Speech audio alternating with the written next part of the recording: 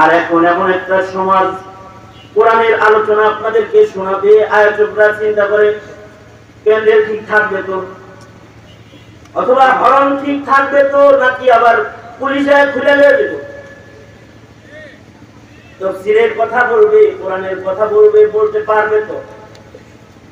সংকট সামনে এসেছে, মনে রাখতে হবে সংকটের দিনেই হলো মুমিনের উন্নতির আসল সময়।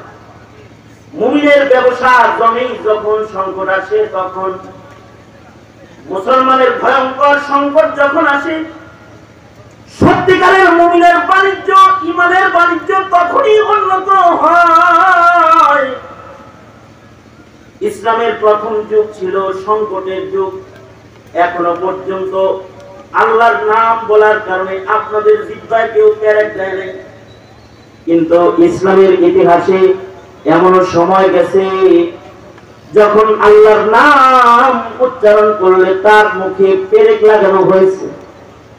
হযরত বেলাল আল্লাহর নামে জিকির করছে অপরাধী, হযরত বেলালের জিহ্বা টেনে ধরে জিহ্বার ভিতরে পেরেক বসানো হয়েছে। আবু যার গিফারি আল্লাহর নাম নিয়েছে কারণে মাকাফে বাইতুল্লাহতে আবু যার গিফারিকে রক্তাক্ত অবস্থায় বেহুশ হয়ে জমিনে পড়ে যেতে হয়েছে। হযরত আবু যার কালেমা পড়েছেন এমন এক সংকটের দিনে, যখন হযরত আবু যার গিফারি মাকাফে বাইতুল্লাহতে তারা এক আল্লাহর ওয়াহদানিয়তের বাণী উচ্চারণ করেছে, লা ইলাহা ইল্লাল্লাহ। আবু যার গিফারির মুখে উচ্চারিত হয়েছে আশহাদু আল্লা ইলাহা ইল্লাল্লাহ ওয়া আশহাদু আন্না মুহাম্মাদার রাসূলুল্লাহ। জবানে যখন কালিমা শাহাদাত উচ্চারিত হয়েছে, তো মুখে কালিমা এসেছে। এতটুকুন অপরাধে হযরত আবু যার গিফারিকে বাইতুল্লাহর মাকাফের ভেতরে কাফেররা ঐক্যবদ্ধভাবে আক্রমণ করে তাকে রক্তাক্ত করে বেহুশ করে বাইতুল্লাহর মাকাফে ফেলে দিয়েছে। কালিমা মুখে উচ্চারণ করেছে, এখানে আগুনের অঙ্গরার ভেতরে শুইয়ে দিয়েছে। হযরত আম্মারকে শুলিতে চড়তে হয়েছে।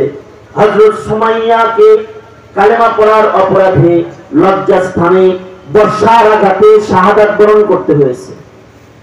অতটুকুন সংকট তো এখনো পর্যন্ত আসে নাই, যখন কালেমা পড়লে দেশ ছেড়ে দেশান্তর হতে হয়েছে।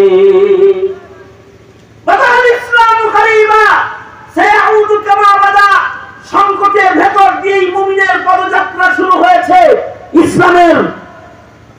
ইসলামের অগ্রযাত্রা শুরু হয়েছে সংকট দিয়ে, বাধা দিয়ে, বাধা প্রাচীর ডেঙ্গিয়ে কালেমার পতাকাকে উঁচু করতে হয়েছে মুসলিম মিল্লাতের জমিনের উপরে। একের পর এক বাধা এসেছে, কালিমা উচ্চারণ করেছে, মুখে আঘাত হয়েছে, কালিমার ঝান্ডা হাতে নিয়েছে, হাত কেটে মাটিতে ফেলা হয়েছে, আর হাতে উঁচু করে ধরেছে, সে হাতকে কেটে ফেলা হয়েছে, কাটা হাত দিয়ে উঁচু করে ধরেছে, মুখ দিয়ে দাঁতে কামড় দিয়ে কালিমার ঝান্ডাকে উঁচু করে ধরেছে, তো গর্দানকে কেটে ফেলা হয়েছে।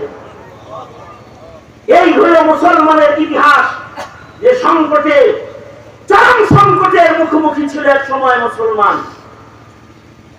ওই সময় যারা সংকটের ভেতরে ইমানের উপরে অটল ছিল, ইসলামের উপরে যারা অটল ছিল, তাদেরকে আল্লাহ তাআলা আগে জান্নাত দিবেন। আল্লাহর রাসূলের মাধ্যমে, আয়াতে কোরআনের মাধ্যমে আল্লাহ জানায় দিয়েছেন। এই সংকটের সময়ে যারা কালেমার পথে অগ্রসর হয়েছে, তারা সাবিকিন, আস-সাবিকুনাল আউয়ালুন মিনাল মুহাজিরিন ওয়াল আনসার। মুহাজির আর আনসারদের ভেতরে সংকটের দিনে যারা ইসলামের উপরে আমল করনেওয়ালা, তারা তো সাবিকিন। السابقون الأولون من المهاجرين والأنصار। মুহাজির আর আনসারের ভিতরে সংকটের দিনে ইসলামের উপরে চলনেওয়ালা যারা, তাদের অনেক দাম, আল্লাহর কাছে তারা দামি। তারা হলো ইসলামের ইতিহাসের মাথা।